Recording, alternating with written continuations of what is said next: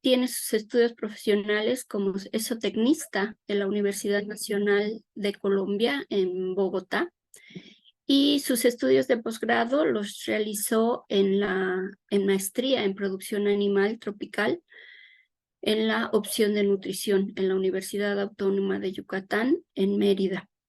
Hizo un doctorado en ciencias biológicas y de la salud por parte de la Universidad Autónoma de Metropolitana. Dentro de sus distinciones profesionales es investigador nivel 1 del SNI, y ha participado en 6 comités de posgrado, 2 de doctorado, 1 como codirector y 4 de maestría. 1 como director y otro como director y el resto como asesores.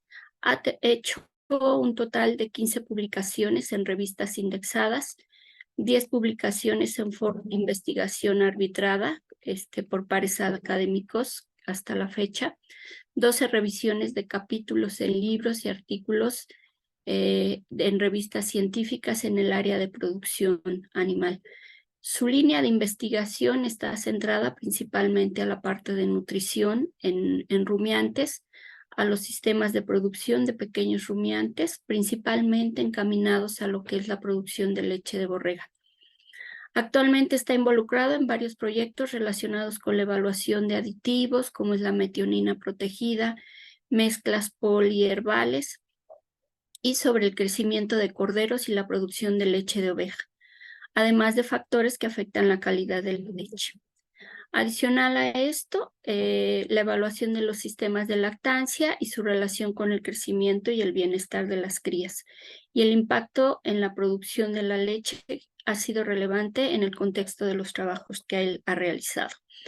Entonces, no me queda más que agradecer al doctor Lizarazo, y pues le cedo los micrófonos. Muchas gracias, doctora Rosa Berta. Me uno al dolor que nos acompaña por la partida del doctor Trejo. Creo que en honor a él, pues vamos a hacer esta pequeña presentación que tiene que ver, pues, fundamentalmente con la alimentación de borregas lecheras.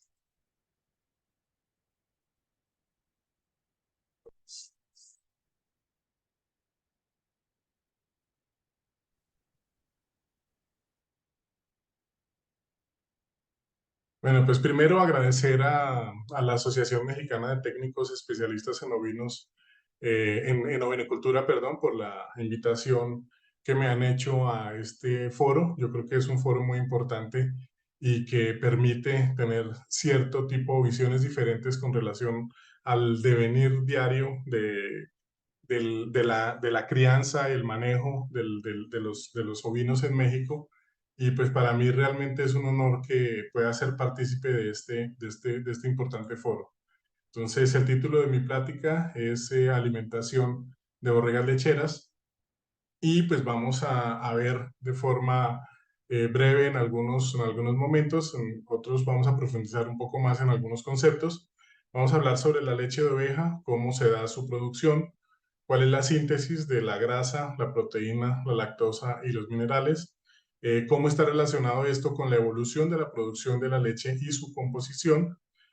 Posteriormente vamos a hablar un poco acerca del desarrollo del rumen y por qué es tan importante esta parte en el primer segmento del crecimiento de los animales, y cómo esto va a impactar posteriormente en la utilización de los nutrientes frente a los cuales ellos se van a enfrentar a lo largo de su vida productiva. También vamos a hablar algo acerca del consumo de alimento. Posteriormente vamos a hablar de los requerimientos de proteína y energía, algo sobre los sistemas de alimentación en ovinos, los requerimientos para la producción de leche, requerimiento de proteína y algunos factores que van a estar afectando los requerimientos de minerales en ovejas lecheras, así como los efectos de la nutrición sobre algunos componentes de la leche de oveja, y posteriormente vamos a pasar a unas conclusiones. Antes de empezar, yo solamente quisiera comentar que el manejo, o por lo menos el haber hecho esta presentación, implicó haber recogido muchos datos, mucha información que hay desde hace relativamente poco tiempo sobre la alimentación de ovejas lecheras, porque ese es el objetivo digamos, principal de la charla, ¿no? Hay mucha información acerca de los sistemas de alimentación en ovinos para carne, ¿no? O sea, para lo que es la producción de carne, algunos trabajos o muchos trabajos acerca de los requerimientos de cierto tipo de partes, digamos, en la fisiología de la gestación, pero siempre enfocado hacia la carne. La producción de leche es, entre comillas, algo novedoso y por eso, digamos, es tan complejo poder lograr determinar cierto tipo de información que sea relevante y que pueda ser manejable pues, para el público que nos está escuchando el día de hoy. ¿Sí? Entonces, es muy, muy interesante poder hacer un recorrido sobre esto y pues que al final ojalá sea de utilidad para todos. Entonces, hablando un poco acerca de lo que es la producción de leche de oveja propiamente dicho, estamos hablando que para el año 2020 la producción mundial llegó a 10,5 millones de toneladas. Estos son datos de la FAO. Si nosotros vemos desde el año 2015 al año 2021, ha habido un crecimiento relativamente sostenido, no ha sido, digamos, tan lineal, o sea, no ha sido tan marcado, pero hay datos que hablan que se aumente la demanda de este producto en un 26%.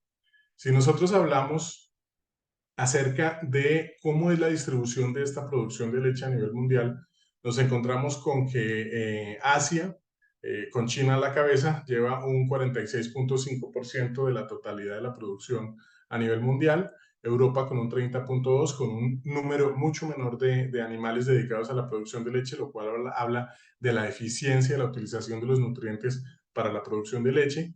África con un 22,4%, que a diferencia de Europa maneja un sistema completamente distinto, mucho más extensivo y en el que la producción de leche es fundamental para el desarrollo de muchas comunidades que viven de los ovinos. Y por último, encontramos a las Américas con un 0,9%, lo cual no se ha modificado en los últimos años. Sin embargo, ha habido, digamos, unas nuevas o ha habido, digamos, unas nuevas iniciativas en diferentes países de Latinoamérica, particularmente en México. Es cada vez más común que nos encontremos con cierto tipo de producciones que tienen un giro hacia la parte del desarrollo rural, del turismo también, y pues otras que están dedicadas pues básicamente a la producción de quesos y darle un valor agregado importante a la leche a través de la transformación. Ahora, si nosotros nos dedicamos o por lo menos comenzamos a hablar acerca de lo que es la producción de leche, nos encontramos con que la leche va a ser un complejo de sustancias que pueden estar o en suspensión, solución o emulsión en agua, ¿no? O sea, es fundamentalmente eso, una cantidad de sólidos que está suspendido en agua y en dónde están, pues las grasas y las vitaminas liposolubles van a ser parte de la emulsión. La proteína y las sales minerales que están unidas a las micelas de caseína, o sea, la fracción proteica de la leche, van a estar en suspensión y lo que son los carbohidratos, la lactosa en mayor proporción, los minerales y los compuestos nitrogenados no proteicos y vitaminas hidrosolubles en una solución. Entonces, ahí nosotros nos podemos dar cuenta que la leche es un mundo en el que vamos a encontrar muchos nutrientes que van a ser fundamentales inicialmente y con el primer objetivo, pues para el crecimiento del cordero, ¿no? Pero pues obviamente la evolución del ser humano ha llevado a que nosotros utilicemos este tipo de productos para nuestro beneficio y pues hayamos podido compenetrar mucho más e investigar mucho más acerca de cuál es la necesidad y sobre todo cuál es la importancia que tiene la proteína animal en el desarrollo de la evolución humana o con nosotros como sociedad. Si nosotros comparamos la leche de oveja con la de cabra, vaca, búfala y también con la de la mujer, nos vamos a encontrar con que la leche de oveja con respecto a la leche de cabra y la de vaca, que son las que mayor proporción o mayor producción tienen a nivel mundial, es la que presenta un menor contenido de agua. Si la comparamos con la de búfala, pues obviamente es muchísimo más concentrada a nivel de sólidos totales la leche de búfala, pero pues digamos que no se trata de competir, pero sí por lo menos de evaluar y ver que la leche de oveja tiene un mejor perfil nutricional con relación a la de cabra y a la de oveja. Eso lo vemos reflejado en que en la cantidad de sólidos totales tenemos un 17.5%, una grasa del 6.5%, y aquí en la grasa pues es muy importante recalcar que la grasa es el nutriente fundamental para poder transformar los quesos. Es lo que nos va a dar básicamente el rendimiento de nuestros quesos dependiendo de esa cantidad de grasa que nosotros tengamos. El diámetro del glóbulo graso podemos ver que es un poco menor con relación al de la cabra, o sea, más o menos se dan la mano, y pues con respecto al de la cabra, al de la vaca, pues es muchísimo menor, lo cual lo hace susceptible de poder ser utilizado como un adecuado lactoreemplazador, ahora sí que usando la palabra para humanos, ¿sí? Entonces, muchas veces cuando hay algún problema de intolerancia a la lactosa por parte de los infantes, lo que se ha buscado es, a través de ese glóbulo graso, permitir que sea mucho más digerible la leche para estos pequeños infantes. Entonces, hay muchos experimentos, no experimentos, sino muchos productos que se han realizado a base de la leche de oveja, sobre todo en Nueva Zelanda y en Australia, es donde se pueden encontrar este tipo de productos que vienen o provienen de la leche de oveja, ¿no? Entonces, igual, la proteína, pues vemos que es muchísimo mayor, también hace parte de lo que nos va a desencadenar en un mayor rendimiento en el caso de los quesos. Y pues también lo que es la lactosa, sí, más o menos se maneja igual, el carbohidrato de la leche pues no va a tener ningún tipo de diferencia, y los minerales pues son un poco mayores en relación a los otros, ¿no? Entonces, igual el contenido graso lo que nos va a permitir es tener un mayor contenido calórico de este producto, ¿sí? Entonces, digamos, en perspectiva, lo que podemos observar con esta gráfica es que nosotros vamos a tener una leche o un producto alimenticio, un producto de origen animal de alto valor nutricional, de alto valor energético, y que nos puede a nosotros como seres humanos pues ayudar, digamos, en el crecimiento y en cierto tipo, funcionar como un alimento nutracéutico. Ahora, ¿cómo se sintetiza esa leche? O sea, ¿cómo llega esa leche a ser obtenida a partir de la oveja? Entonces, los componentes de la leche son sintetizados por las células secretadas de la glándula mamaria a partir de los precursores que son absorbidos desde la circulación. Y es aquí donde nosotros vamos a entrar a hablar acerca de lo que es la alimentación y lo que es la nutrición de la oveja lechera propiamente dicha.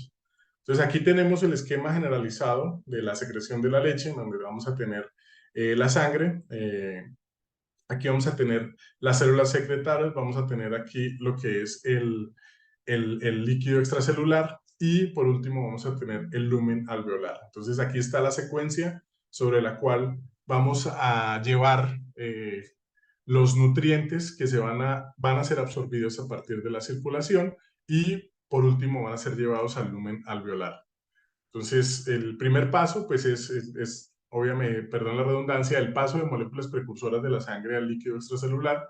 Posteriormente, va a ocurrir la absorción de estas moléculas en las células secretoras. Y por último, o sea, en estos dos últimos pasos, la síntesis intracelular de los componentes de la leche y la translocación de estas sustancias a través de la célula a la membrana apical. O sea, ahí ya hay una transformación a nivel celular que va a permitir que estos nutrientes sean llevados a través de la membrana apical al lumen alveolar, y pues van a ser depositados en la cisterna alveolar y posteriormente en la cisterna del pezón, ya para ser eyectado, ¿no? Entonces, también es importante recordar algo sobre la fisiología de la lactancia, en la que en el último tercio de la gestación, los últimos 50 días, es donde se va a presentar el crecimiento de la glándula mamaria, y es donde se va a comenzar a dar el proceso de la lactogénesis. Ahora, si nosotros comenzamos a hablar sobre la síntesis y posteriormente la evolución de esta producción de leche, así como su composición, podemos encontrar que pues, la producción de leche va a estar directamente relacionada con el suministro de nutrientes para poder realizar la síntesis que les comenté en la lámina anterior. Ahora bien, algo que es muy importante dejar claro es que la nutrición por sí sola no va a determinar la producción de leche en los ovinos. Hay otros factores que están involucrados en el desarrollo y en el resultado de esta síntesis láctea. Entonces, vamos a hablar de la raza, vamos a hablar de la alimentación, por supuesto, vamos a hablar del tipo de parto, vamos a estar hablando también del el número de parto. Y pues algo que es muy importante es el objetivo zootécnico que nosotros tengamos.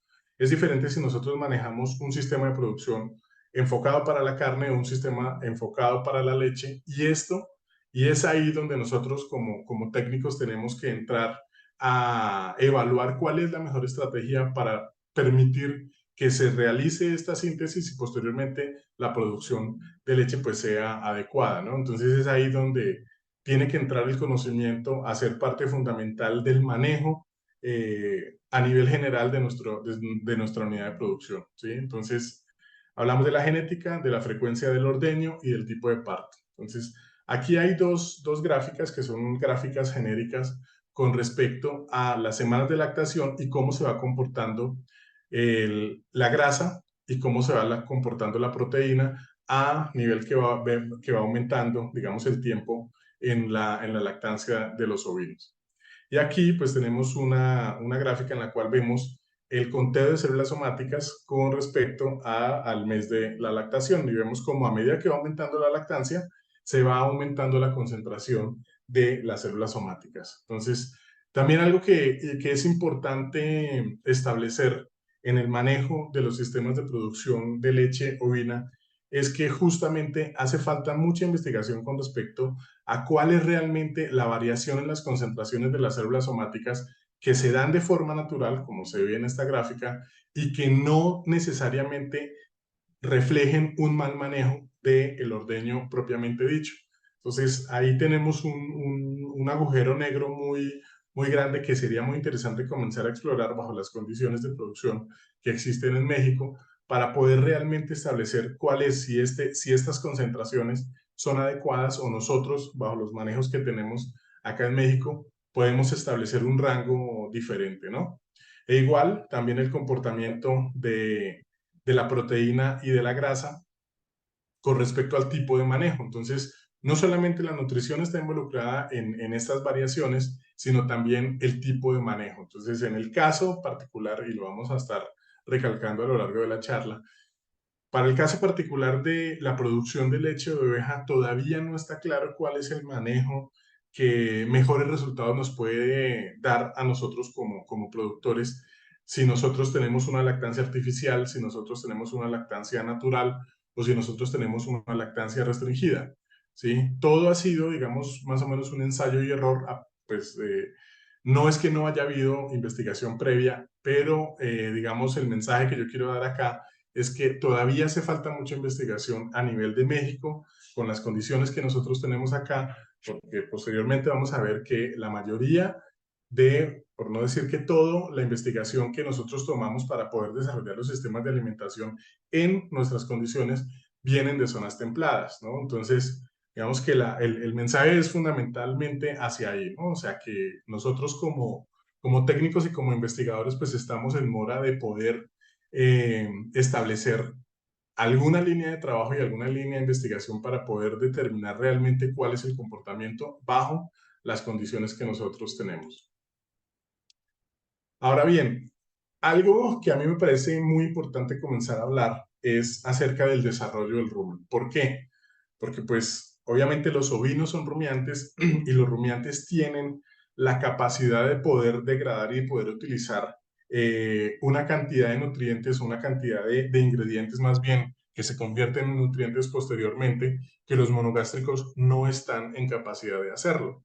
¿Sí? Entonces, si nosotros desde el inicio, cuando son prerrumiantes, sabemos exactamente cuál es el momento en el cual los prerrumiantes comienzan a tener un rumen funcional, pues nosotros podemos ya comenzar a trabajar cierto tipo de estrategias alimenticias que, por un lado, nos permitan un adecuado crecimiento de la cría y por el otro, determinar o establecer cuál es el mejor manejo que nosotros podemos llegar a tener dentro de nuestra unidad de producción, ¿no? Entonces, para el caso de la producción de carne, pues es, y lo pongo muy entre comillas, relativamente sencillo, porque simplemente lo que debo garantizar es que nuestra borrega que tiene a su cría o a sus dos crías, pues produzca leche, ¿no? Leche que no sabemos pues de qué calidad es, no sabemos qué cantidad produce, pero si el animal responde de forma adecuada a esa leche que está produciendo su madre, pues vamos a tener un crecimiento que está dentro de los estándares de la raza, dentro de los estándares del sistema de producción, etcétera, etcétera. Pero si nosotros tenemos una producción de leche, ahí comienzan a surgir las preguntas. ¿Qué tipo de lactancia es la mejor? Nuestro objetivo zootécnico es la producción de leche, pero también nosotros tenemos que tener en cuenta que el cordero va a tener un valor muy importante en el mercado. Si son las hembras, pues son las hembras de reemplazo que nos van a dar leche posteriormente, y si son los machos, pues a menos de que nosotros decidamos solamente tenerlos con lactancia artificial, aumento de la mortalidad. Hay muchas condiciones o hay muchos factores que están involucrados en ese proceso de crecimiento mientras el animal es joven para llegar a ser animal adulto, que nosotros debemos tomar en cuenta para poder plantear un sistema de alimentación. Y hablando fundamentalmente de la producción de leche, pues sí que es cierto. Aquí en esta gráfica nosotros podemos ver la edad en semanas del animal que nosotros estamos evaluando, y aquí vemos cómo va aumentando el crecimiento del rumen, ¿sí? Vemos que el abomazo va a ocupar cerca del 50 o el 60% del tracto gastrointestinal de la semana del nacimiento a la semana 4, va a ir disminuyendo, y nosotros podemos decir que el abomazo va disminuyendo y el rumen va aumentando, lo cual implica que nosotros debamos saber en qué punto debemos comenzar a darle alimento sólido.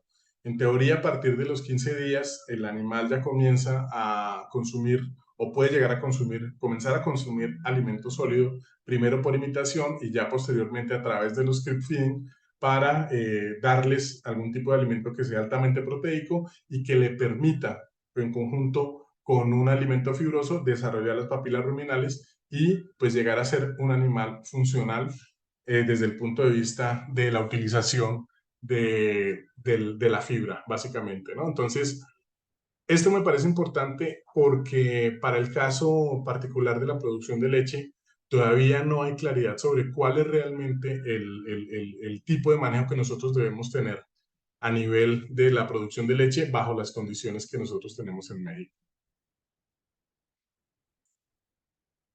Aquí este trabajo de Baldwin Delville nos muestra diferentes pesos a diferentes edades, a los 49 días, 56 días, 84 días, la ganancia diaria de peso, la energía metabolizable consumida por peso metabólico en megajulios por día. Y aquí tenemos varios tratamientos. Este es leche a voluntad, pellets a voluntad, los pellets restringidos, o sea, el consumo se restringió, y la leche con infusiones de ácidos grasos volátiles.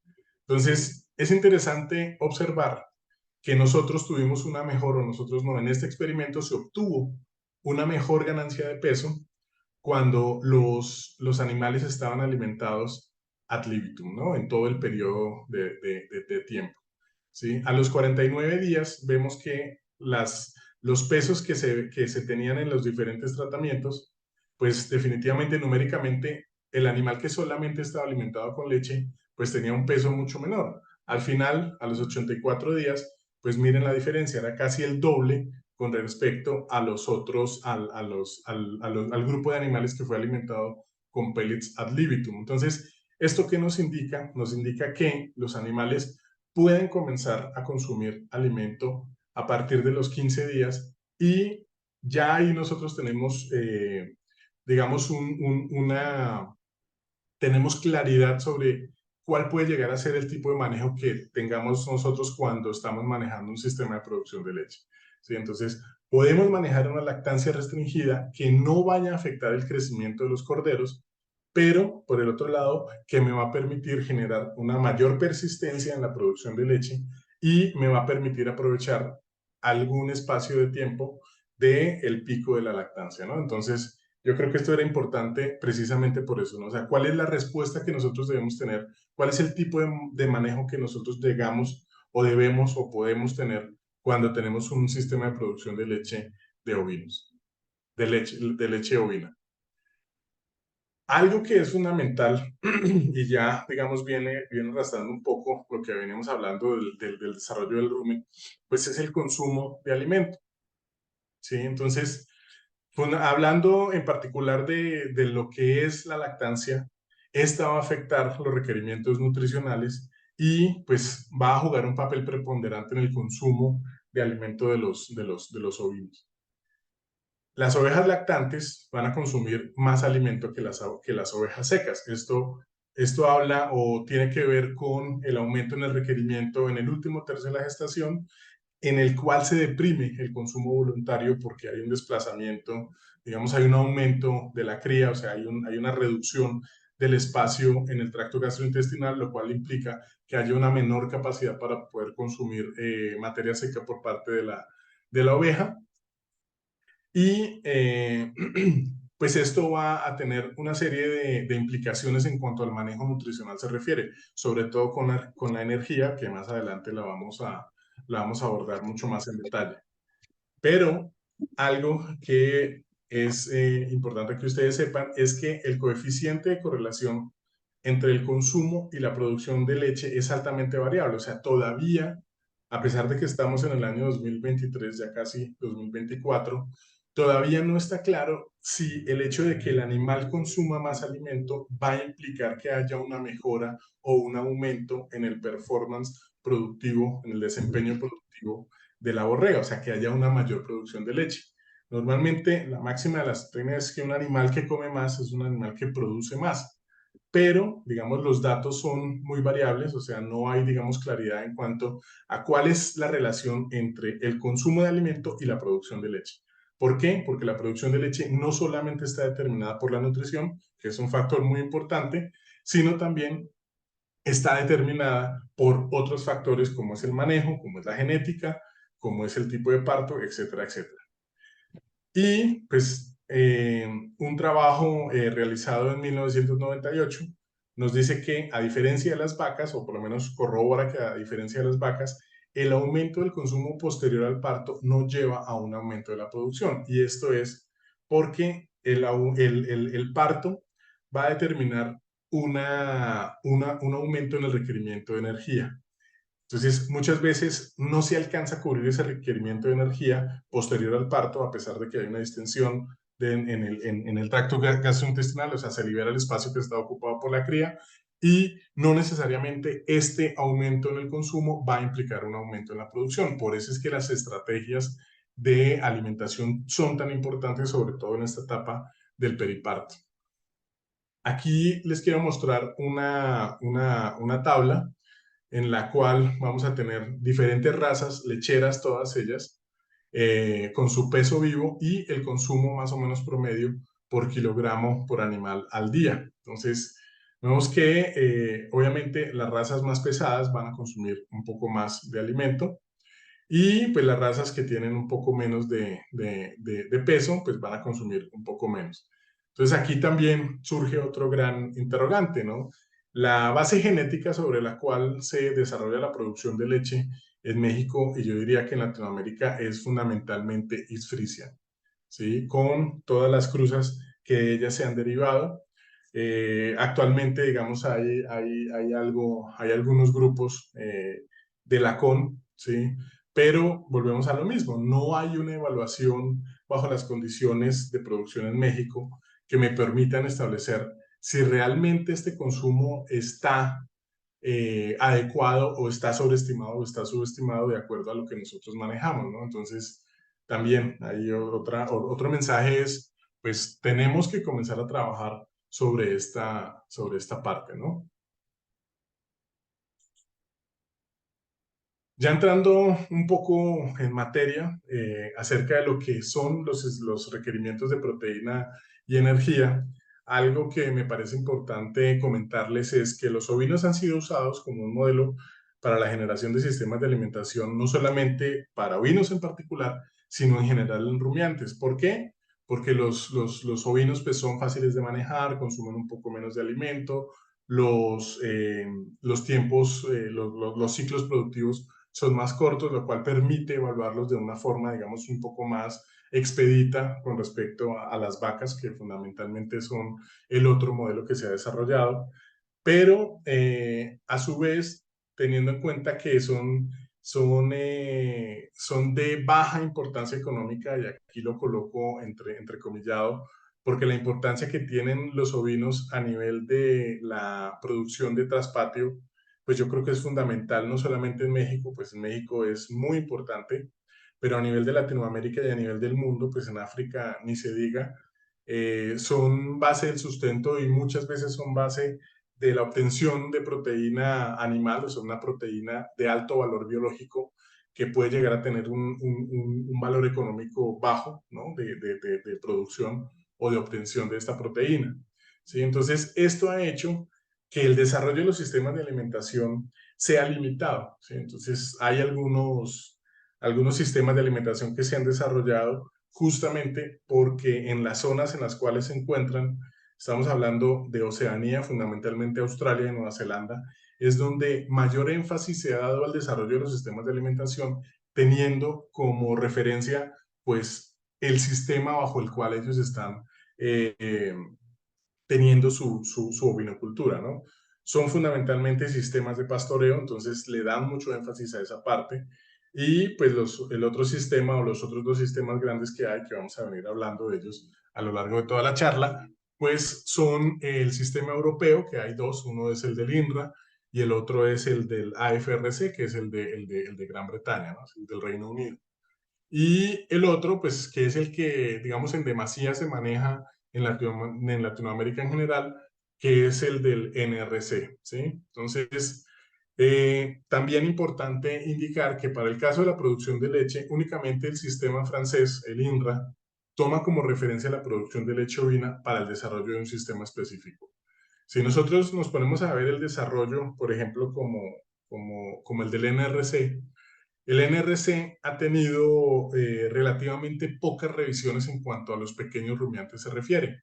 El último sistema de alimentación que fue revisado y que está actualmente, digamos, que es el vigente, digamos, por parte del NRC, es el del 2007. La última revisión se había hecho en 1985. Para el caso de bovinos de leche, nosotros encontramos que la última revisión se hizo el año pasado y anteriormente fue del 2001. Entonces, el tiempo en el cual se desarrollan los sistemas de alimentación comparado los bovinos con los ovinos, y si hablamos específicamente de los ovinos lecheros, estamos muy lejos de poder tener un sistema de alimentación que realmente se ajuste a las necesidades de la producción de leche para la transformación, en particular de los ovinos. Vamos a comenzar a ver una serie de tablas en las que nosotros vamos a ver estos sistemas de alimentación, el AFRC, que es el del Reino Unido, el CSIRO, que es el de Australia, el INRA, que es el francés, y el NRC, que es el de Estados Unidos, ¿no? Y es el que, pues yo creo que con mayor frecuencia nosotros utilizamos para la formulación de las dietas. Aquí tenemos unos requerimientos básicos que son la energía neta en kilocalorías por kilogramo de peso metabólico, y podemos ver las diferencias que existen entre, por ejemplo, el sistema australiano y el sistema norteamericano. El sistema australiano se basa fundamentalmente en el pastoreo. El INRA maneja, digamos, una diferencia, o por lo menos toma el sistema de pastoreo como base, pero también tiene una parte de estabulación. Y pues vemos que hay una diferencia, pues siempre es grande, si bien numéricamente no hay, pero pues en cada unidad de energía sí es importante tener esa diferencia. Y si nosotros vemos las correcciones que se han hecho en cada uno de esos sistemas de alimentación, nos encontramos que para la raza no existe, y ya vimos en el consumo que sí hay diferencia en un animal que en promedio me pesa 70 kilos con respecto a un animal que me puede llegar a pesar 58 o 60 kilos. Entonces, sí debería haber algún tipo de corrección en cuanto a la raza.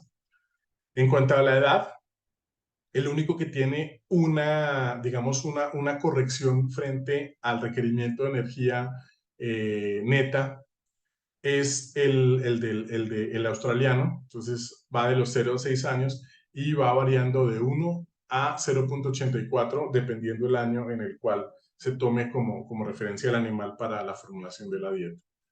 Entonces, la actividad de pastoreo, los tres la toman, el único que no la toma es el NRC.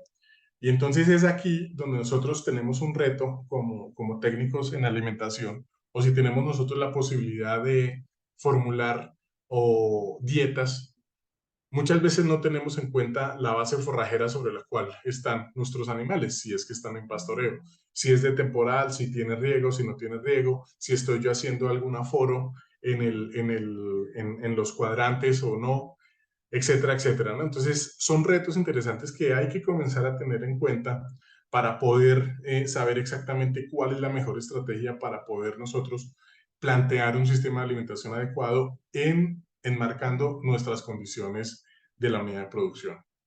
Entonces, de aquí para abajo, el estrés por frío, pues por ejemplo, el único que lo maneja es el australiano, el resto no lo maneja ni la temperatura, ni la lluvia, ni las noches frías, ni el cielo despejado, ni la aclimatación, ni el largo de la fibra y ni la producción. Salud. Ahora, es muy importante el sistema australiano. ¿Por qué, digamos, se trae aquí a colación? Entonces, aquí el sistema australiano tiene una corrección por producción.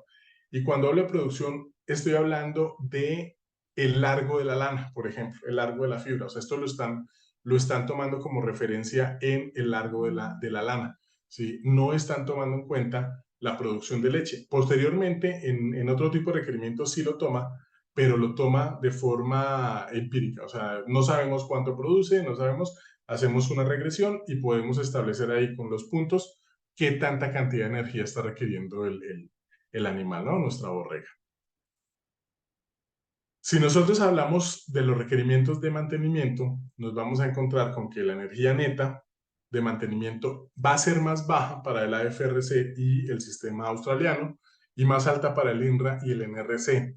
Ahora, ¿qué implicaciones prácticas puede llegar a tener esta situación o esta característica del requerimiento de mantenimiento, ¿no? Entonces, ¿qué nosotros tenemos en el caso del NRC y del INRA? Nosotros vamos a tener que en las dietas ofrecer una mayor cantidad de nutrientes para poder cumplir con el requerimiento de energía, ¿no? Entonces estamos sobreestimando esa energía. Pero ahora, ¿realmente es el requerimiento que tiene el animal? ¿Sí? ¿Estamos teniendo en cuenta la raza? No. ¿Estamos teniendo en cuenta el peso? Probablemente no. ¿Sí? Entonces, hablando de nuestras condiciones, ¿no? Entonces, esto es para que quienes están dedicados a la producción de leche y para quienes están dedicados a la alimentación de estas borregas lecheras, tomemos en cuenta y nos comparemos los sistemas de alimentación. Entonces, ¿cómo hacemos nuestras dietas? ¿Basados en qué hacemos nuestras dietas? Siempre hay que tomar en cuenta, yo creo que el conocimiento es base de cualquier tipo de desarrollo en cualquier área del conocimiento. Entonces, yo creo que sí es importante como que nosotros comparemos cuál es el sistema de alimentación más adecuado de acuerdo a lo que nosotros estamos manejando en nuestra producción. Para el caso de la energía metabolizable, los requerimientos varían en mayor proporción con respecto a la energía neta.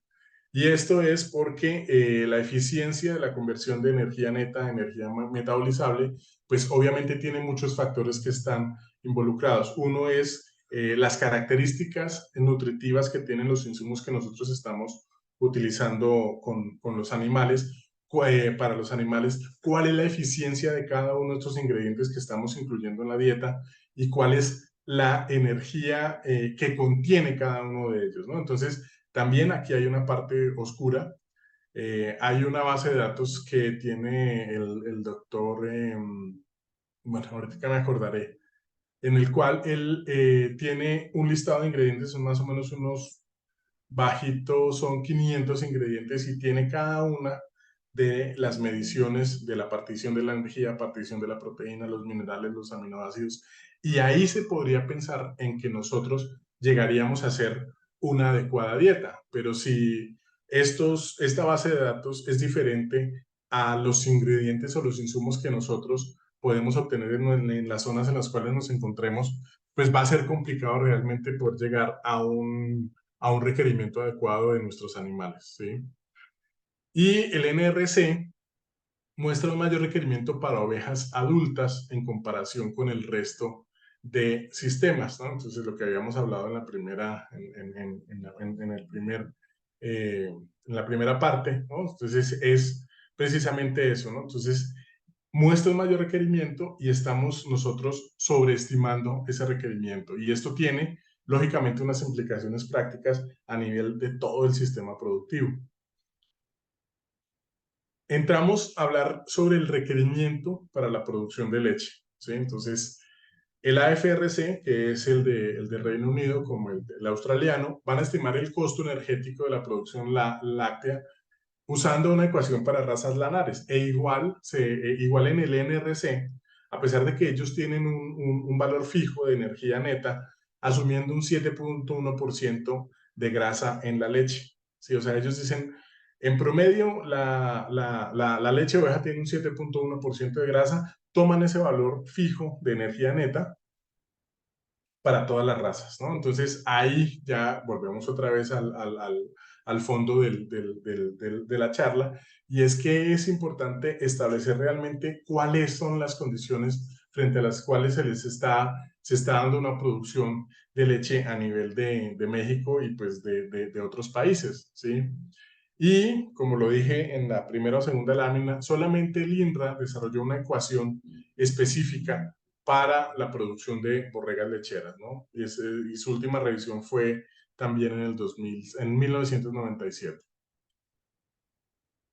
Aquí nosotros tenemos más o menos cuál es la diferencia entre los valores o las ecuaciones para la predicción de leche de cada uno de los sistemas que hemos venido hablando nosotros. ¿Qué encontramos? Estos son valores fijos y aquí vemos que toma en cuenta, por ejemplo, la FRC y el australiano son básicamente iguales. La diferencia en el caso del INRA, que es el francés, habla del contenido de grasa en leche por litro de leche. En este es el contenido de grasa por kilogramo de leche, ¿sí? Entonces hay un efecto de dilución ahí y por ende pues hay una diferencia en el requerimiento propiamente dicho de la energía para producción de leche. El NRC no toma en cuenta los días en lactancia, cosa que sí hacen estos otros tres sistemas de alimentación. Entonces, en el caso particular mío, yo he tenido que formular dietas para la producción de leche. Entonces, lo que se hace en el caso del NRC, que es el que tomo como referencia del sistema de alimentación, ahí en sus tablas viene si es una cría, o sea, si es parto simple, si es parto doble, e incluso toman el parto triple, ¿sí? Entonces, ahí aumenta el requerimiento de energía para la producción de leche. Ahora, muchas veces es ir, digamos, a ciegas con respecto a lo que nosotros estamos formulando y a la eficiencia que estamos obteniendo por parte del animal. ¿Por qué? Pues porque va a depender, esa eficiencia va a depender primero del tipo de parto, segundo, del manejo que nosotros tengamos con la cría posteriormente al parto, si vamos a dejarla con una lactancia artificial, si vamos a manejarla con una lactancia natural, si vamos a manejarla con una lactancia restringida, esto va a cambiar, ¿sí? Entonces, el mensaje no es que nos tengamos que aprender, digamos, las ecuaciones de predicción, sino que nosotros tengamos en cuenta que para cada uno de los sistemas de alimentación que nosotros utilicemos existe una forma diferente y en las tablas nosotros debemos tomar como referencia la que más se pueda acomodar a nuestra producción, ¿no? O a nuestra situación. Si nosotros hablamos un poco acerca de lo que es el aporte energético y la composición de la leche, entonces esta gráfica me gusta mucho porque aquí podemos observar cuál es el desarrollo de la ubre, ¿sí? A lo largo de los días de gestación. Y aquí podemos ver el crecimiento del feto, ¿sí? Entonces, vemos que después de los 120 días, el crecimiento del feto es exponencial y el desarrollo de la ubre pues también se va dando de una forma mucho más rápida que lo que se dio durante los anteriores días de la gestación. Y esto tiene unas implicaciones que son fundamentales para poder cambiar la dieta en ese último tercio de la gestación. ¿Por qué debo cambiarlo? Porque eso va a tener, si nos dedicamos a la producción de leche, el desarrollo mamario, pues obviamente es el que va a permitir que la leche se sintetice y la leche se produzca. También que el feto llegue a un adecuado peso, o sea, el feto va a requerir una mayor cantidad de energía durante esta última fase del crecimiento y durante la primera parte de la lactancia, ¿no? Entonces, eh, tanto el nivel de energético de la dieta, así como el consumo del alimento, van a estar directamente relacionados con la producción y la composición de la leche, y esto se ve en esta parte de la gráfica. Y también vemos que como porcentaje del peso vivo con respecto al consumo, pues vemos que hay un mayor consumo cuando hay una gestación doble, ¿sí? Hay un aumento en el consumo cuando hay una gestación doble.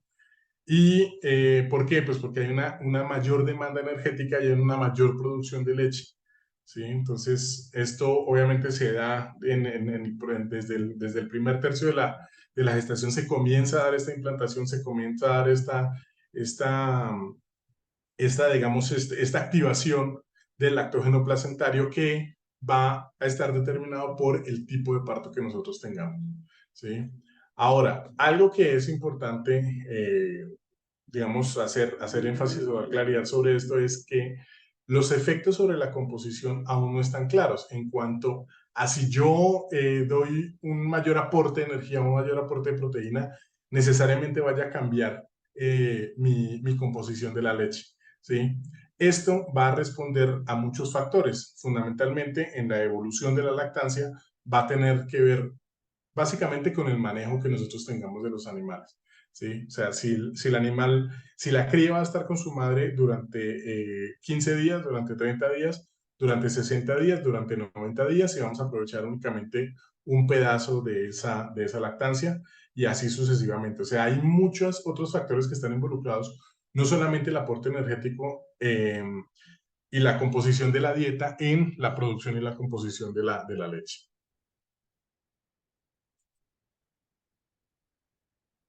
Ahora, nosotros hablamos del aporte energético y la composición de la leche, eh, y donde nosotros estamos viendo que hay un mayor efecto de este aporte energético, y es en la persistencia y las reservas corporales. O sea, no hay un efecto sobre la composición. El único nutriente que puede variar con respecto a la nutrición o a diferentes tipos de nutrientes que nosotros estamos ofreciendo o que podamos ofrecer en la dieta, es la grasa. Es la única que puede, digamos, tener un impacto que es muy poco, realmente no es muy marcado con relación a lo que nosotros podamos darle en la nutrición. Entonces, aquí tenemos también una gráfica de una lactancia tipo, más o menos a los 200 días, y en donde nosotros tenemos o donde tendríamos nosotros que incidir mayormente en cuanto al sistema de alimentación y sobre todo al aumento en la densidad energética de la dieta en esta parte. Los primeros 50 días son fundamentales y son los que nos van a poder permitir, si nosotros manejamos adecuadamente la energía, que esta persistencia sea mucho mayor, ¿sí? Y que esta caída sea mucho más leve. O sea, vamos a poder aumentar la persistencia y vamos a poder aprovechar lo que les comenté yo al inicio de la charla, pues algún pedazo de este pico de la lactancia, ¿no? Y también, igual, durante estos 50 días es donde se va a producir la mayor cantidad, cerca del 35% de la producción de leche se va a dar durante estos primeros 50 días de toda la lactancia, ¿sí? Entonces, si nosotros establecemos cuál es el mejor tipo de manejo de nuestras crías durante estos 50 primeros días, vamos a poder aprovechar esta última parte del pico de la lactancia y aprovechar una persistencia mayor en la lactancia de nuestro animal. ¿Qué otra cosa también es muy importante? El estímulo. Entonces, el primer estímulo que va a tener la borrega, pues es obviamente la cría, ¿no? Y posteriormente el ordeño. Acuérdense que estamos hablando fundamentalmente de la producción de leche de oveja para la transformación. No estamos hablando de la producción de leche de oveja para el crecimiento del cordero. Que si bien es importante, porque para el caso del mercado mexicano, el cordero tiene un valor económico que es muy importante, ¿sí? Y en las producciones lecheras o las que se dedican a la producción de leche, pues una alternativa que puede haber es la producción del cordero lechal, ¿sí? Entonces, es ahí donde, de acuerdo al mercado que nosotros tengamos en la zona en la cual nosotros nos ubiquemos, pues vamos a determinar realmente cuál es el manejo que nosotros debamos tener frente a ese cordero, ¿no? Y pues obviamente la nutrición pues va a estar involucrada en esta parte. Sobre todo el aporte energético que se tenga. Ya, digamos, dejamos de lado la energía, que pues es fundamental. Yo creo que es la moduladora más importante de la nutrición a nivel de borregas lecheras. Y pues vamos a entrar a hablar un poco acerca del efecto del nivel de la proteína dietaria en la dieta. Entonces, Caja habla que existe una relación cuadrática, un R cuadrado de 0.92, o sea, la relación entre el suministro de la proteína dietaria consumida y el requerimiento y rendimiento de la proteína en leche. O sea, hay una íntima relación entre la proteína que está consumiendo la borrega, el requerimiento que tiene y el rendimiento de la proteína en la leche. O sea, están íntimamente ligados. Pero no hay una evidencia contundente que nos hable sobre un efecto sobre la composición o la producción de la leche incrementando esta proteína. ¿Sí? O sea, muchas veces el nutriente, digamos, más costoso de una dieta para rumiantes generalmente es la proteína, pero en el caso de los bovinos lecheros, el más importante para mí es la energía, ¿sí? Entonces, no necesariamente dar una mayor cantidad de proteína va a implicar que haya una mejor proteína en la leche o un aumento en la producción, ¿sí? Ahora, también los efectos de la proteína en la producción de leche se atribuyen más que todo a la energía, ¿no? Entonces, la movilización de reservas corporales, o sea, es la energía quien va a modular realmente cuál va a ser el efecto sobre las fracciones de la proteína a nivel de la leche, ¿sí? Entonces, para el caso de los ovinos lecheros, fundamentalmente la energía es quien va a modular todos los procesos, digamos, de requerimientos y de efectos de los otros nutrientes, en este caso de la proteína. Entonces, aquí este trabajo es muy interesante, es un trabajo que se realizó en 1998 con Borregas Lacón, en el que se manejaron para el experimento dos niveles de energía, un nivel bajo, con 1.55 megacalorías de energía neta de lactancia, y uno alto con 1.65 megacalorías de energía neta de lactancia por kilogramo de materia seca consumida.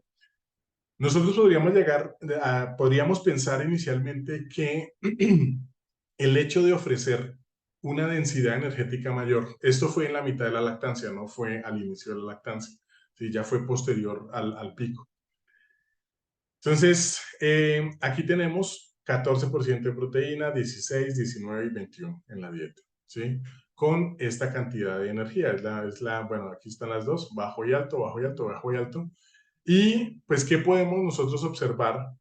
Que hubo una mejor respuesta a nivel de producción de leche cuando manejábamos 16% de proteína, 19% de proteína, y aquí volvía a caer, o sea, aquí hay una respuesta cuadrática, o sea, sube hasta 1.50, baja en 21, en 21% de proteína, y con respecto al perfil alto de energía, ¿sí? Entonces, sí hay una diferencia en cuanto o sea, hay una mayor eficiencia cuando yo tengo una densidad energética, para el caso de la mitad de la lactación, eh, cuando yo manejo un nivel de energía, digamos, un poco más bajo, ¿no? Cerca de 10 megacalorías de diferencia entre lo que se ofreció a las borregas.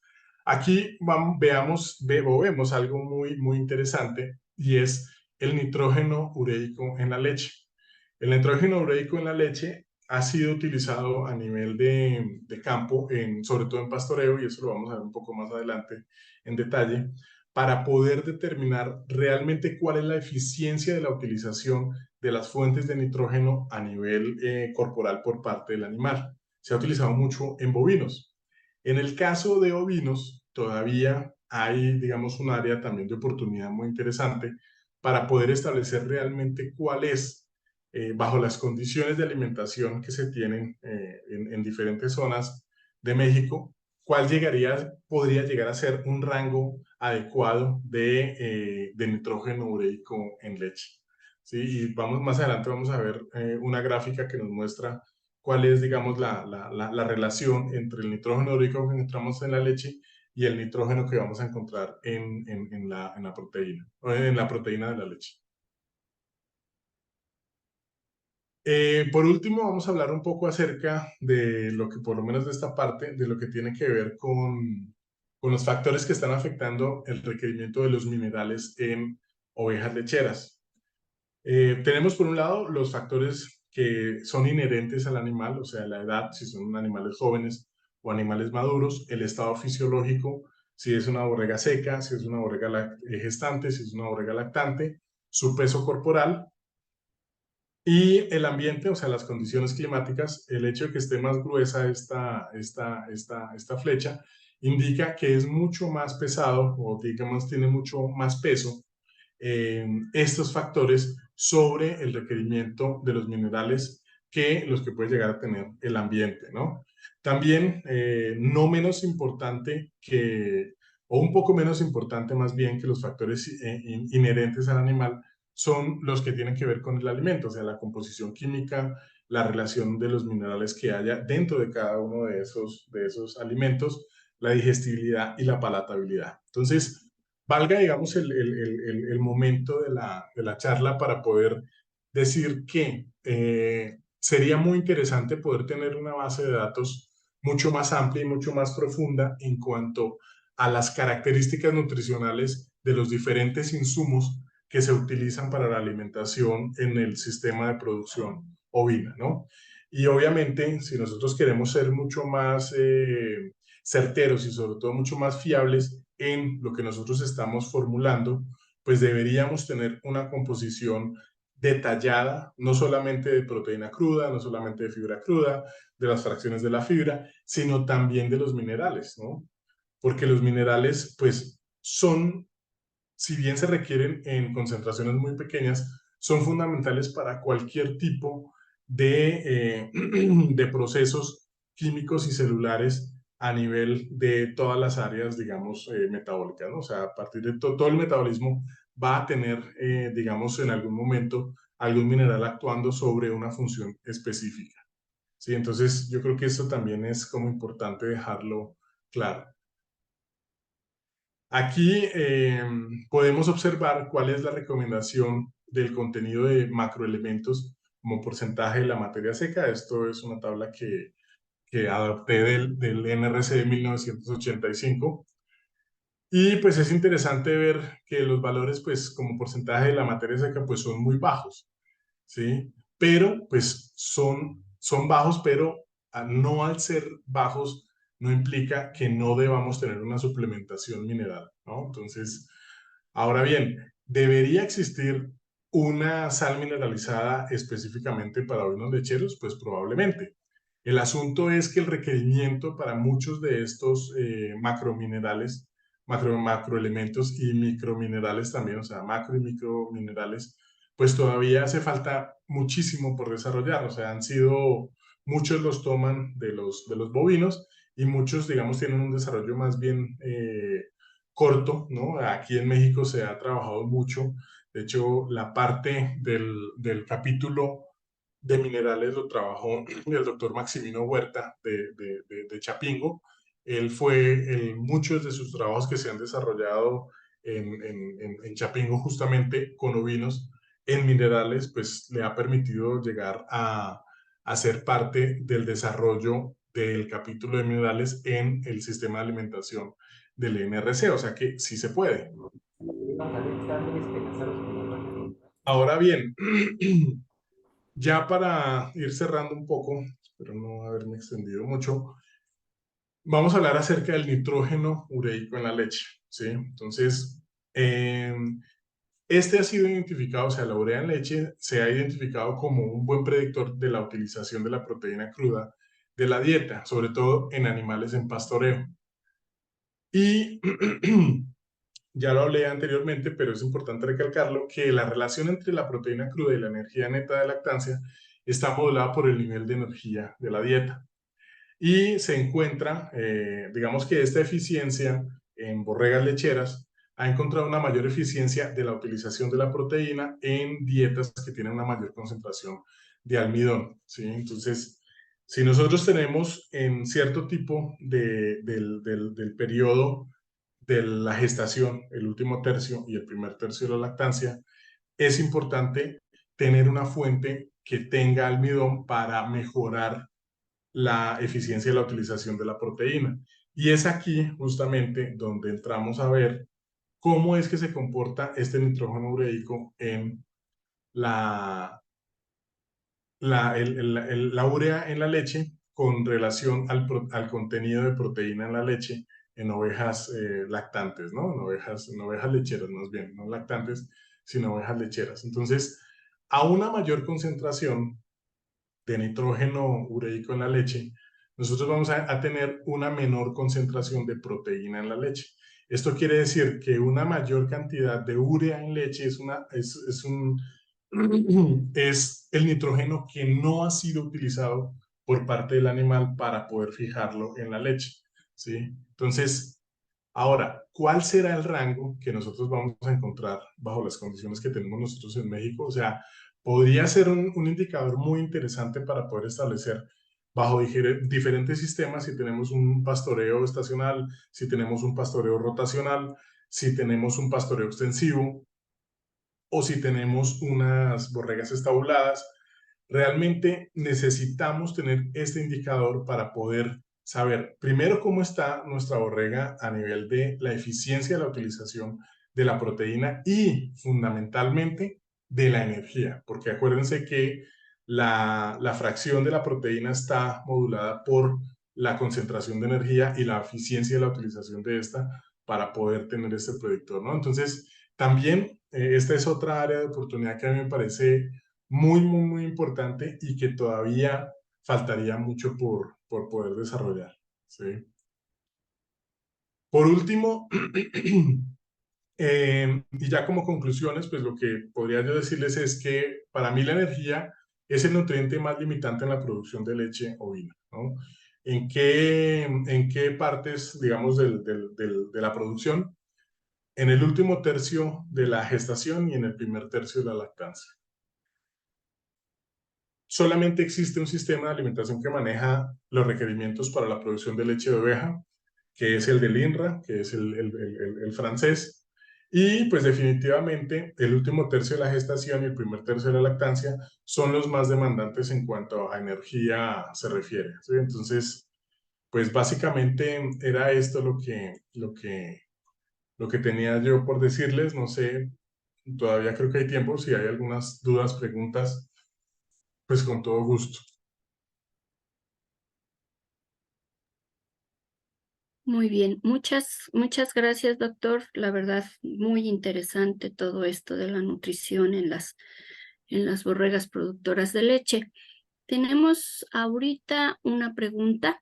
El el médico veterinario Ranulfo Vázquez, pregunta: ¿la condición corporal en las ovejas lactantes sirve como referencia para aumentar o disminuir la cantidad de concentrado a suplementar? Muy, muy interesante, médico, la pregunta que hace. La condición corporal efectivamente es un reflejo del estado nutricional que puede tener ese animal, porque acordémonos que la condición corporal es una medición individual, ¿sí? Y que se debe tomar como referencia para nosotros poder cambiar la estrategia alimenticia que estemos llevando en ese momento. Es normal que las borregas, después del parto, o sea, las borregas deben llegar a una condición corporal al parto, más o menos entre 3 y 3,5, ¿sí? Y ya posteriormente van a comenzar, estamos hablando de borregas lecheras, debe comenzar a disminuir su condición corporal. ¿Por qué? Porque la demanda energética después del parto, pues es muy grande, porque tienen que producir leche y van a movilizar esas reservas corporales, ¿sí? Entonces, esta medición que se hace de la condición corporal, muy probablemente sí nos lleve a nosotros a pensar en que debemos aumentar la cantidad de concentrado. Ahora, ¿cuál es la cantidad de concentrado que nosotros debemos suplementar? Pues ahí es donde precisamente, y no es que le esté haciendo yo un comercial al nitrógeno ureico en leche, pero en ese momento sería muy interesante poder tener realmente un indicador que me diga, ¿sí?, si debo aumentar la proteína o debo aumentar la energía. No necesariamente debe ser la proteína, ¿no? Podría ser un ingrediente altamente energético que me permita recuperar un poco esos animales del exceso de la demanda de energía que tienen en ese momento. Muy bien, gracias por la respuesta, doctor. Ana Cruz López le agradece la plática y entonces ella hace dos preguntas. Entonces, ¿la raza no sería un factor principal con respecto a la alimentación y su producción de leche? Y la otra es, ¿una raza como la SAF podría tener un mejor rendimiento en leche?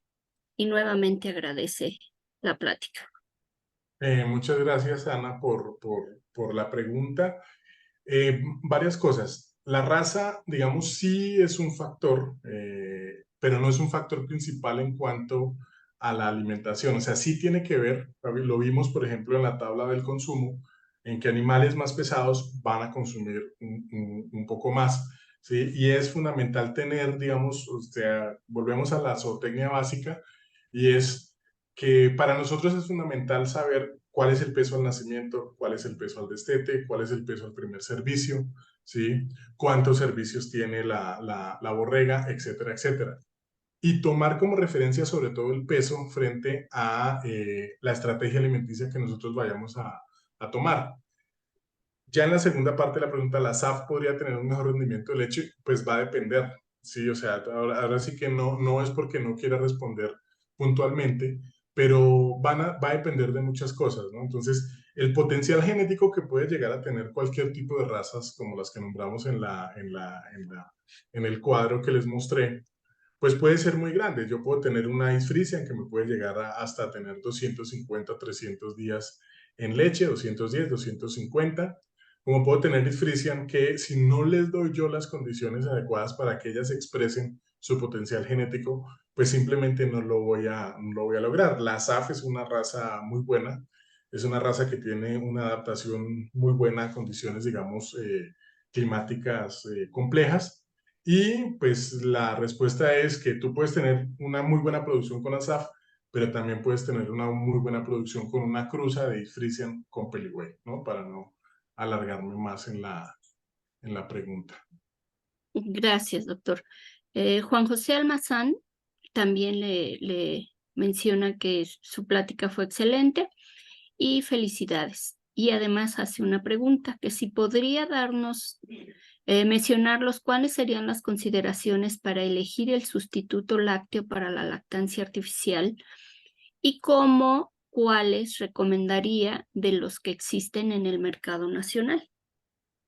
Muchas gracias, Juan José, por la pregunta. Igualmente, es una pregunta muy difícil de responder, ¿sí? ¿Por qué? Porque en el caso de los bovinos, en el caso, por ejemplo, de los bovinos, y pues no me gusta mucho comparar, pero el mercado de los sustitutos lácteos a nivel de bovinos, pues es muy grande, ¿no? Ya está desarrollado mucho ese mercado. ¿Por qué? Porque el manejo de los bovinos lecheros es, por lo menos especializados, o de la producción bovina lechera especializada, está claro en que la vaca pare y se separa la cría y se cría de forma artificial este animal, ¿sí? En el caso de los ovinos, y vuelvo otra vez, digamos, a parte de lo que dije en la charla, el manejo de la lactancia va a ser fundamental para el crecimiento de esos corderos, de los reemplazos que nosotros tenemos y de la producción de leche, ¿sí? Yo no te podría decir ahora cuál es el sustituto lácteo. El sustituto lácteo es probablemente el que tú puedas reconstituir de manera más fácil, ¿sí? Pero hay algo que para reconstituirlo es fundamental, y es la calidad del agua que tú tengas. Yo he conocido algunas unidades de producción aquí en México, en el que tenían un lactoreemplazador muy bueno, o sea, de muy buena marca, pero resulta que el agua con la cual reconstituían ese lactoreemplazador era de muy mala calidad y tenían mortalidades muy grandes durante ese periodo de lactancia, ¿sí? Entonces, una de las recomendaciones que se hizo en ese momento fue que, porque al productor únicamente le interesaba la producción de leche, los corderos pues eran, económicamente eran despreciables, o sea, no tenían, no le daba valor agregado a ello. Entonces, lo que se le sugirió en ese momento es, ok, deje a las borregas o a las crías que tengan hembras, déjenlas a media leche, ¿sí? O sea, déjelas más tiempo con sus madres, ¿sí? Y lo que se observó es que el peso, comparándolo con las que eran criadas con lactancia artificial, únicamente los reemplazos, no estábamos hablando de los machos, fue muchísimo mejor y llegaron mucho más rápido al primer servicio, ¿sí?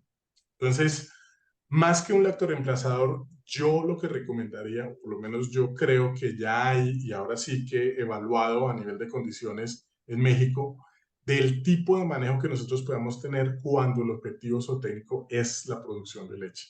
¿Sí? Entonces, no, yo no conozco de marcas, ahora no sabría yo cuál podría recomendar, pero yo lo que te podría decir es que es ir fundamentalmente hacia al tipo de manejo. Muy bien, gracias. Antonio Ortiz dice, ¿cuáles de los factores que se explicaron influyen en el rendimiento quesero de la leche de oveja? De los factores que se explicaron, bueno, pues fundamentalmente, pues hablamos de varias cosas, ¿no? Uno es el requerimiento de energía. eh, Devolvámonos un poco. Para la producción de leche, ¿yo qué requiero? ¿No? Entonces yo requiero una gestación, ¿sí? Si yo tengo una gestación, va a ser diferente la producción si tengo una o más crías, ¿no? Entonces ahí ya hay un factor que me está involucrando y que va a tener un efecto directo sobre la producción de leche, ¿sí? Que es fundamental para el rendimiento quesero. Ahora, si yo sigo avanzando en la gestación, pues voy a encontrar que el último tercio va a ser demandante en la cantidad de leche que yo voy a obtener, o de la cantidad de energía que estoy demandando en ese momento fisiológico, ¿sí? ¿Qué me va a determinar el rendimiento? Fundamentalmente la grasa y la proteína, ¿no? Obviamente eso va de la mano con con la producción. Entonces, la modificación de la grasa sí la puedo dar yo con alguna modificación en cuanto a la cantidad de energía que esté suministrando a a la borrega. La proteína no va a variar mucho, o sea, no va a tener un efecto de la alimentación sobre esto. La SAF, por ejemplo, hablando de de la raza anterior, tiene una muy buena cantidad de grasa, ¿sí? Entonces, eso, la raza va a estar involucrada en el rendimiento por la grasa que pueda obtener, ¿no? ¿Qué otra cosa? El tipo, digamos, el número de parto, a mayor cantidad de partos va a haber una mayor producción y puede haber, digamos, una variación mínima de la cantidad de grasa y proteína. No sé si me fui un poco por las ramas o respondí la respuesta, pero bueno. No, está muy bien, doctor. Germán dice, en una dieta alimenticia para hembras multíparas, ¿qué porcentaje de melaza puedo usar? Y si se puede usar urea, ¿en qué porcentaje? Gracias y muy buena plática. Ok, bueno, entonces la melaza y la urea y la melaza, digamos, son amigas íntimas. ¿Por qué? Porque, digamos, lo que se busca es disminuir la cantidad o la toxicidad que pueda llegar a generar la urea si se da sola, ¿no? Hay que tener un acostumbramiento y por ello se usa un vehículo como la melaza, ¿no? Entonces, depende tú digamos, de qué forma vas a dar la melaza, ¿no? Entonces, vas a utilizar la melaza solamente digamos, enmascarar la urea y vas a comenzar a dársela de forma gradual. Eh, para hembras multíparas, el porcentaje como tal, pues no te sabría decir porque necesitaría yo conocer cuál es el resto de tus ingredientes, o sea, qué le estás dando a la borrega, ¿no? Entonces, asumo yo, o sea, digamos de forma general o de forma genérica, yo te tengo que decir que debes garantizar un 70% de forraje, un 30% de concentrado, pero si ese forraje, digamos, es muy bajo en proteína, por eso puedes usar la urea para aumentar, digamos, la cantidad de nitrógeno disponible para ese animal.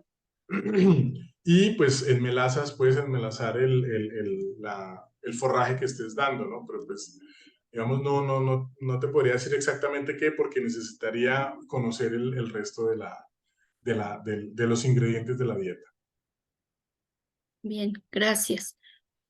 Maribel Lerín dice, buenas noches. ¿Se podría implementar el uso de las tablas, por ejemplo, de CSIRO en América o sigue siendo mejor utilizar las del NRC?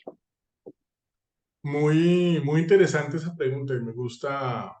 Sí, normalmente yo siempre he dicho que la utilización de los sistemas de alimentación en todas las especies va a depender de la corriente filosófica y sobre todo de, de quiénes estemos aplicando esto. Entonces, si nosotros fuimos criados académicamente en mi caso particular, o sea, perdón que hable en primera persona, pero en mi caso, yo me formé en mi posgrado en Yucatán. ¿Sí? La mayoría de los profesores que yo tuve se formaron en Inglaterra.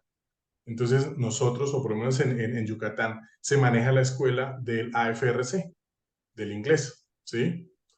Entonces llegamos aquí a Ciudad de México y se manejaban las tablas del NRC porque mi asesor trabajó en Nebraska, ¿no? O sea, hizo su doctorado en Nebraska. Entonces va a depender de ese tipo de corrientes como que la utilización de los sistemas de alimentación, lo cual pues obviamente es bueno utilizar con las que hemos venido trabajando, pero hay que ampliar las posibilidades. Las tablas del Commonwealth, del S0, del australiano, me parecen a mí muy buenas y si manejamos pastoreo y si manejamos pastoreo rotacional, me parecen excelentes. ¿Por qué? Porque ellos toman incluso muchos factores que en el NRC dejan de lado. Por ejemplo, el consumo de agua. En la última revisión que se hizo hace muy poco, está el consumo de agua. Entonces, normalmente el consumo de agua es a voluntad, ¿no? Pero tenemos problemas hoy en día ambientales, tenemos problemas de restricción de agua. Entonces, ¿qué mejor que nosotros saber exactamente con cuánto debemos, o sea, cuál es el mínimo que debemos garantizar de agua a los animales, ¿no? Entonces, para mí sí podría ser una cuestión viable la utilización de las tablas del S0 en América. Gracias. El médico Ranulfo Vázquez pregunta que si las borregas con la ubre más grande producen más leche. Eso es una muy buena pregunta porque no necesariamente es así, ¿sí? Entonces, hay ciertas características dentro de la morfología de la ubre que nosotros debemos tener en cuenta para poder establecer la producción, ¿no? Entonces, hay algunas formas de poder, digamos, determinar sobre todo el diámetro o el tamaño de la cisterna, ¿sí? A nivel de ultrasonido, eso lo viene trabajando, lo trabajó durante mucho tiempo el doctor Gerardo Caja en varios artículos con el francés Becker.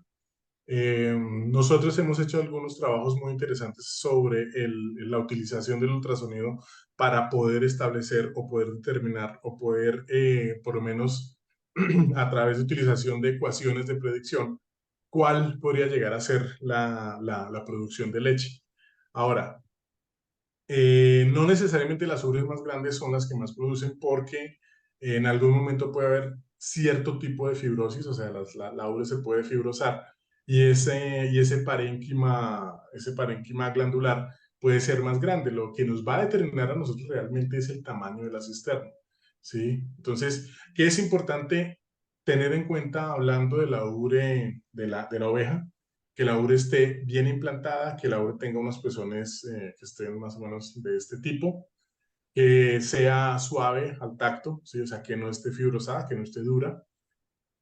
Y eso se va viendo sobre todo en el último tercio de la gestación, los últimos 20 días, pues se puede observar eso, ¿no? Bien, gracias. El médico Arturo Arellano le dice que es una excelente charla la que usted dio, le agradece y además él pregunta que si tendrá alguna recomendación para el manejo de la alimentación de la borrega en ordeña al final de la lactancia para su secado, dado que es algo que ellos han tenido algunos problemas con esta situación. Pues un gusto saludar a Arturo, quien hace un trabajo muy increíble. Entonces, pues un saludo muy especial. Es muy interesante esa parte, digamos, del secado en el manejo, o sea, el manejo alimenticio en la parte del secado de la borrega. ¿Por qué? Porque si estamos hablando fundamentalmente de la producción de leche, nosotros debemos tomar una decisión en qué momento es que nosotros debemos de dejar de ordeñar, ¿no? O comenzar a un proceso de secado gradual. A mí me gusta mucho más el secado gradual y es ahí donde digamos, los esquemas de alimentación deberían entrar a jugar un papel muy importante. Si yo decido que mi producción de leche ya no es viable porque tengo que ordeñar todos los días a la misma hora, etcétera, etcétera, yo, por ejemplo, en particular en el centro donde estoy, ahí en Topilejo, nosotros decidimos que menos de 200 mililitros ya implica que la borrega se tiene que dejar de ordeñar, ¿no? Entonces, lo primero que se hace es disminuir, no abruptamente, pero sí de forma gradual, la cantidad de concentrado que se está dando de acuerdo al estado o a la dieta que se esté manejando. ¿Sí? Lo otro es comenzar a terciarlas, ¿sí?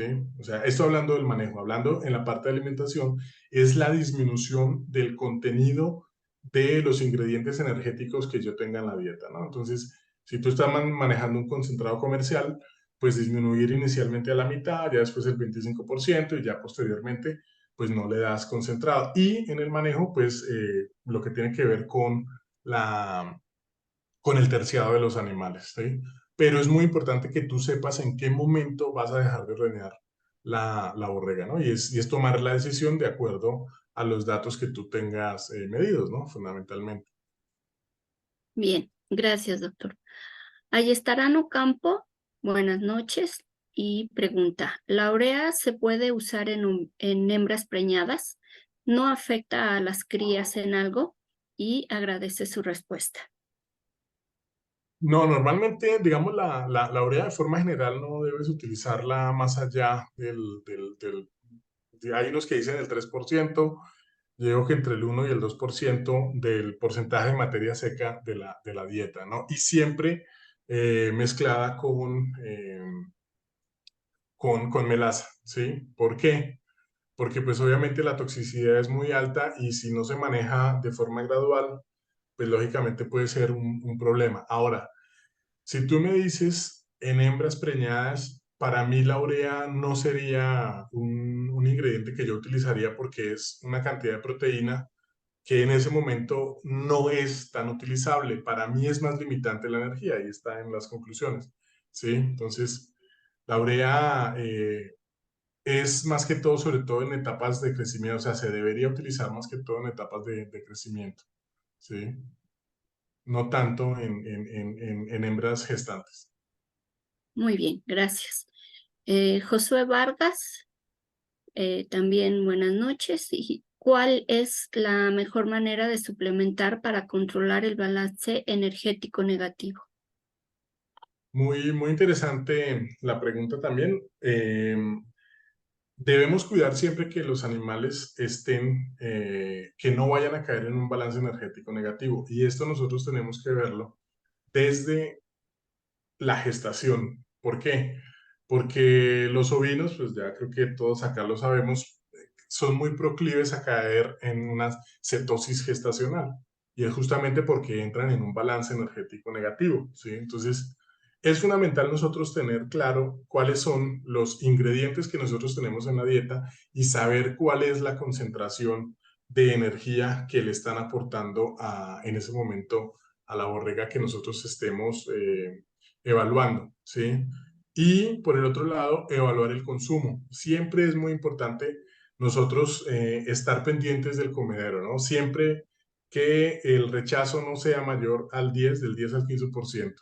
¿Sí? Si nosotros tenemos un rechazo menor, o sea, si no tenemos rechazo en el comedero, pues obviamente vamos a tener problemas cuando estamos suplementando. Ahora, en pastoreo, pues es fundamental y es más fácil que los animales caigan en un balance energético negativo si nosotros no sabemos realmente cuáles son las características del forraje que estemos dando en ese momento, ¿no? Entonces, saber, ¿qué te diría yo para puntualizar un poco más? La mejor manera de suplementar es conocer cuáles son las características de los ingredientes que nosotros tenemos en la dieta. Segundo, saber evaluar la condición corporal, hablando de la pregunta anterior, evaluar la condición corporal que nosotros tenemos. Y tercero, estar evaluando el consumo, monitoreándolo. Eso sería como lo que yo te podría recomendar. Muy bien, gracias. Juan José Almazán pregunta que si la raza East Friesian es adecuada por su calidad de leche en la transformación de los quesos. Sí, pues es la raza, digamos que es como la Holstein de las razas ovinas, ¿no? Entonces, es una raza que tiene una muy buena producción, es una raza que tiene una muy buena persistencia y es una raza que, si bien hay otras que tienen una composición, digamos, un poco mayor en cuanto a grasa y a proteína, y eso tiene que ver porque produce más, entonces tú ya tienes que sopesar, ¿no? Entonces, yo siempre hablo que en el caso de los ovinos lecheros, no pensemos solamente en la cantidad de leche que vamos a producir, sino en la calidad del queso que vamos a transformar, ¿sí? Entonces, la East Friesian es una muy buena borrega, ¿sí? Pero hay otras condiciones o por lo menos otros factores que pueden llegar a estar involucrados en todo el proceso productivo, no solamente en la transformación. ¿Sí? Sino es una buena madre o no es una buena madre, es más proclive a sufrir de enfermedades respiratorias, no es proclive a sufrir de enfermedades respiratorias. Entonces, todo ese tipo de cosas hay que evaluarlas, ¿no? Pero si es lo que tienes, es una muy buena raza, sin duda. Muy bien, muchas gracias. Pues creo que por el momento, ahorita son todas las preguntas, que fueron la verdad bastantes. Y entonces el doctor Héctor Alejandro de la Cruz está levantando su mano. Creo que viene manejando, entonces parece ser que quiere hacer una pregunta. Adelante, Héctor. Gracias, doctora. Sí, una disculpa, por eso no puedo escribir. Doctor, muy interesante escucharla, muchas gracias. Dos preguntas. La primera es, ¿qué opina usted sobre el uso de la grasa de sobrepaso para la alimentación de las ovejas? Esto ahorita porque mencionaba ahí la presencia del buen amigo Arturo y en algún momento cuando estuvimos trabajando juntos allá en Fundeco, pues vaya que yo sentía que se hacía abuso de la grasa de sobrepaso y estuvimos ahí jugando con las dietas hasta que por fin pudimos ajustarla, pero bueno, a mí me gustaría conocer su opinión al respecto de eso. Y dos, se ha mencionado mucho y han cuestionado mucho respecto a la raza más productora o a la raza de mejor calidad de leche. Pero, pero ¿qué opinión tendría? Existe también entre producción y sólidos de la leche, ¿no? Porque mucha gente está esperando producir mucha leche con muchos sólidos para transformar mucho queso y a veces no queda claro este efecto de dilución. Esas serían mis preguntas, doctor. Ok, con respecto a la utilización de grasa de sobrepaso, volvemos y ahí se conjunta un poco con con tu segunda parte de la pregunta, ¿no? Entonces, ¿qué queremos nosotros? Nosotros queremos producir más o queremos producir mejor. Y cuando yo hablo de producir mejor, es producir tal vez una menor cantidad de queso, pero con unas mejores características a nivel nutricional, ¿sí? Entonces, sí hay, y incluso lo estaba leyendo yo hace un rato, de trabajos que están hablando sobre la utilización de grasa de sobrepaso para mejorar las características del perfil de ácidos grasos de la leche de oveja. El perfil de ácidos grasos de la leche de oveja, digamos que se podría modificar, pero per se, o sea, por especie, tiene una muy buena composición en cuanto al perfil de ácidos grasos se refiere. No conozco realmente, ustedes son los primeros, no los primeros, pero sí, digamos que a nivel productivo utilizaron o quisieron utilizar la grasa de sobrepaso. Tiene muchas complicaciones. ¿Por qué? Pues porque obviamente yo no quiero que esta grasa se, se degrade a nivel ruminal, ¿no? Yo la necesito que se absorba a nivel intestinal, ¿sí? Entonces tendría que pensar en hacer sales de calcio. Otro, ¿qué tipo de ácido graso voy a utilizar? ¿No? Entonces voy a utilizar palmítico, voy a utilizar esteárico, voy a utilizar mirístico, ¿sí? ¿Y cuál realmente es el efecto que voy a tener sobre esto? Que lo hay, muy probablemente lo haya, ¿no? Pero, digamos, no es que me quiera ver tibio con la respuesta, sino que va a depender, si tú tienes la posibilidad de hacerlo, pues lo puedes hacer. Pero la respuesta realmente no va a cambiar mucho en cuanto a la composición se refiere. Lo otro lo que me comentaste, de la cantidad de leche que se produce. Entonces, si yo tengo el perfil, digamos, de las borregas que por excelencia se utilizan, o las razas de borregas, East Friesian, Lacón, Asaf, Manchega, Churra, y ahí tú te puedes ir, ¿sí? Si yo quiero, y siempre como que tenemos el imaginario de la Holstein de producir una cantidad de leche monumental, ¿sí? Y pues la leche de vaca, el margen de ganancia, pues es muy poco, ¿no? En cuanto por litro te van a pagar muy poco, ¿sí? La ganancia tuya está en la cantidad de leche que vendas, porque si tú tienes una cantidad muy grande, pues obviamente el profit o la ganancia va a ser mayor. En el caso de las ovejas lecheras, para mí, de forma personal, yo lo que creo es que hay que buscar cuál es la mejor estrategia, y cuando yo hablo de la mejor estrategia estoy incluyendo a la raza, que se adapte a las condiciones a las cuales yo tengo y que me permita producir una adecuada cantidad, pero con una excelente calidad de la leche para la transformación, ¿sí? ¿Por qué? Porque pues realmente la ganancia va a estar es en la calidad de la leche y en el rendimiento que yo pueda obtener frente a la leche que yo voy a transformar, ¿no? No tanto la calidad, sino tanto la cantidad, vamos. ¿Sí? Entonces, el efecto de dilución se da, sí, se da a lo largo, tanto en la evolución de la composición, como en la cantidad de la leche que lo vimos en la segunda o tercera gráfica, ¿no? O sea, cómo se comporta la grasa y la proteína, ¿sí? Entonces, la grasa sí va a tener un efecto de dilución, se va a aumentar la grasa a medida que vaya aumentando los días en leche, porque la cantidad de leche va disminuyendo. No sé si respondí la pregunta. Sí, doctor, muchísimas gracias. Bien, pues muchas gracias, doctor. De verdad, nos da gusto, le agradecemos mucho su presencia y cedo el micrófono a Marlene. Pues Perfecto, muchas doctora. gracias a ustedes. Muchísimas gracias, doctor. La verdad, bastante interesante tu plática y como bien lo comentaban, aquí pues hay todavía mucho que aprender en la parte de las borregas lecheras aquí en México. Te agradecemos mucho que nos hayas impartido toda tu experiencia, las diferentes tablas que debemos de